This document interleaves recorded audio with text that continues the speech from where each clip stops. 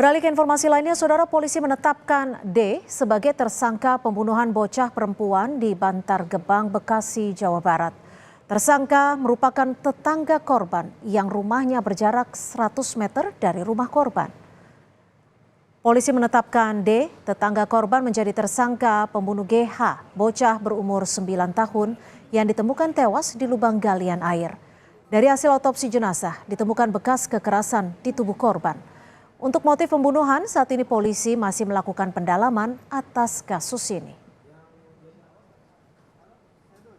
Motif pelaku, ini ada dua motif pelaku untuk perbuatan pencabulan dan juga motif pelaku melakukan kekerasan terhadap anak yang meninggal dunia dan atau pembunuhan.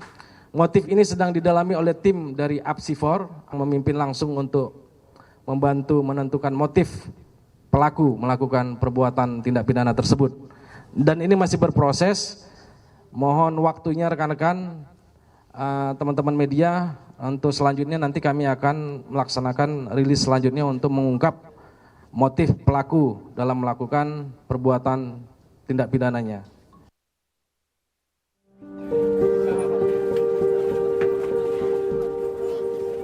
Kesedihan keluarga GH, anak perempuan berumur 9 tahun, tak terbendung saat jenazah sang anak dimakamkan di TPU Asem yang berada tak jauh dari rumah korban.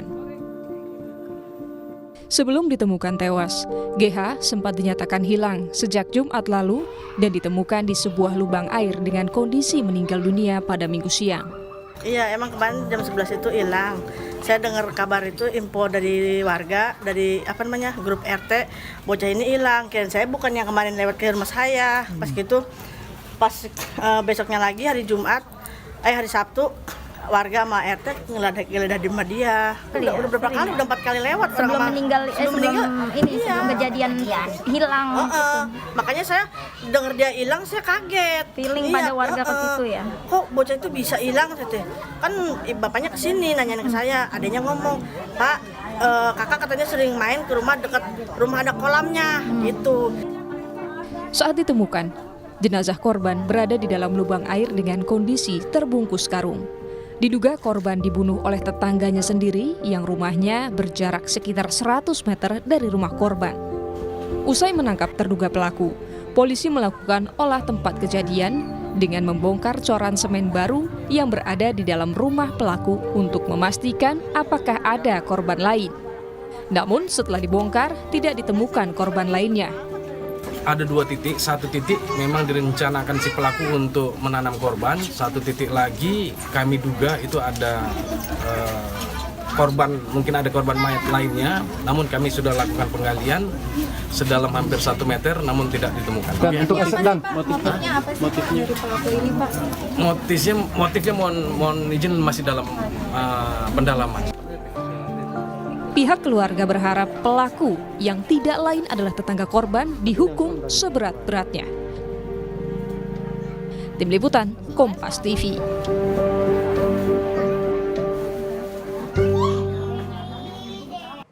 Untuk mengetahui perkembangan kasus penemuan jenazah anak perempuan di lubang galian air, sudah bergabung bersama kami jurnalis Kompas TV Triksi Valencia di Polres Metro Bekasi Kota.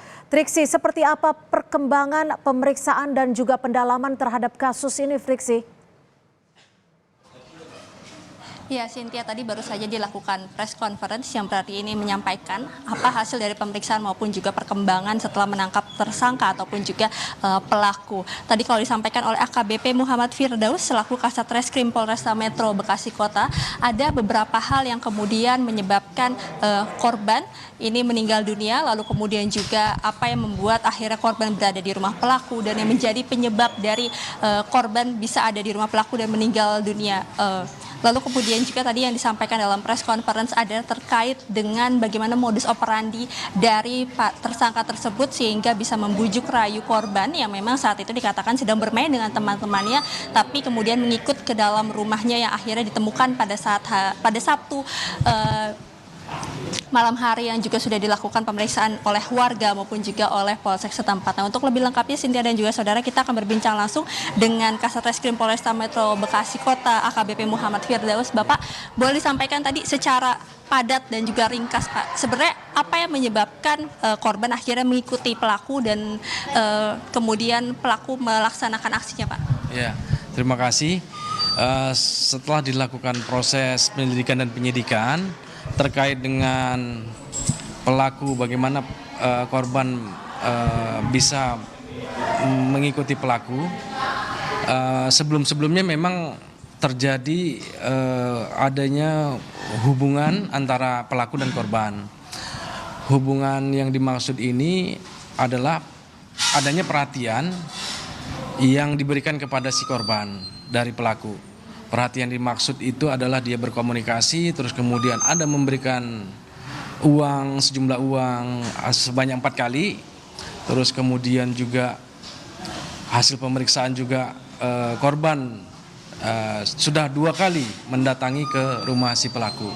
Yang terakhir ini yang kedua, korban meninggal dunia di situ. Mungkin boleh disampaikan, Pak, apa yang menjadi hasil dari otopsi lalu kemudian juga yang menyebabkan anak ini meninggal dunia, Pak? Ya, hasil otopsi sebab matinya korban itu akibat dari kekerasan tumpul pada daerah mulut yang menutupi nafas sehingga mati lemas. Nah, ini sesuai dengan keterangan pelaku dan barang bukti yang kita amankan, yaitu pelaku membekap dengan menggunakan bantal warna merah jambu, kemudian menekan dengan tangan kiri dan mencekik leher sampai dengan korban meninggal dunia. Kalau dari pengakuan pelaku sendiri, apakah ini sudah diincar sejak lama korban atau ini random, Pak, sebenarnya kemudian pelaku akhirnya menjalankan aksi kepada korban? Ya, terkait dengan pelaku ini apakah mencari korban secara random atau tidak, ini kaitannya dengan pelaku. Dia memang sudah sebulan terakhir ini memang kenal dengan korban dan dengan sengaja mendekati korban karena pelaku ini suka dengan anak kecil seperti itu. Nah, dia memberikan perhatian-perhatian, yaitu dengan mengajak berkomunikasi, memberikan sejumlah uang, dan pada saat di rumah pelaku diberi makan, dikasih buah apel, itu mungkin korban dengan diberikannya perhatian khusus tersebut, korban merasa terpedaya dengan pelaku seperti itu. Pak, lalu kemudian juga kan sempat ada pemeriksaan ya dari warga maupun juga dari Polsek. Apa yang membuat mereka akhirnya tertuju kepada si pelaku ini dan melakukan pemeriksaan di rumah pelaku ini, Pak? Oke, terkait dengan warga,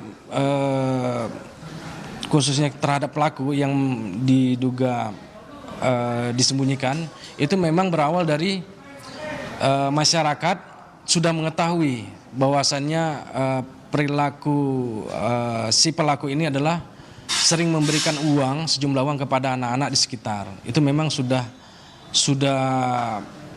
terjadi seperti itu, dan si pelaku memang sering mendekati anak-anak dan memberikan sejumlah uang dan memberikan perhatian-perhatian, mengajak komunikasi seperti itu.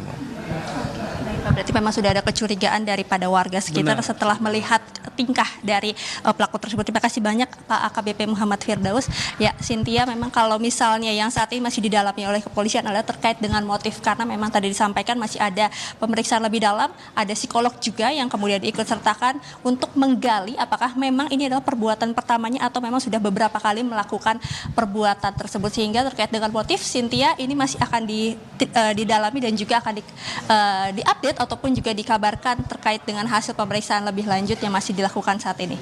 Cynthia. Baik, terima kasih atas laporan Anda, Triksi Valencia, jurnalis Kompas TV melaporkan langsung dari Polres Metro Bekasi. Terima kasih, Triksi.